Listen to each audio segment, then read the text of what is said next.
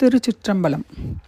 திருவாடானை ஸ்தலத்தின் சம்பந்தர் தேவாரத்தில் சுண்ண நீரணி, வெந்த நீரணி, மாயனும் மலரானும் ஆகிய பாடல்களின் பொருள்களை கூற வந்திருக்கும் பத்மாவியாகிய நான்.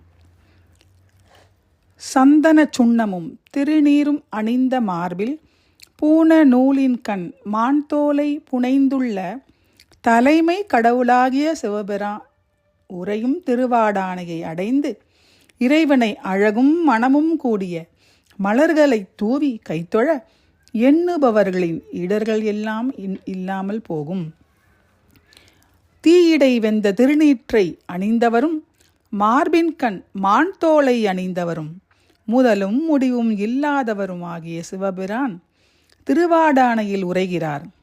மனமிக்க மலர்களால் அவரை அர்ச்சித்தும் கரம் குவித்தும் வழிபட்டு வலம் வருவோரின் தீவினைகள் அடியோடு நீங்கும். மாயவனாகிய திருமாலும் தாமரை மலர்மேல் உரையும் நான்முகனும் கைகளால் தொழுது வழிபடுவதற்குரியவனாகிய அந்தணன் உரையும் திருவாடானையை அடைந்து அவ்விறைவனை தூய மலர்களை தூவி கைகளால் தொழுபவரின் தீய வல்வினைகள் தீரும்.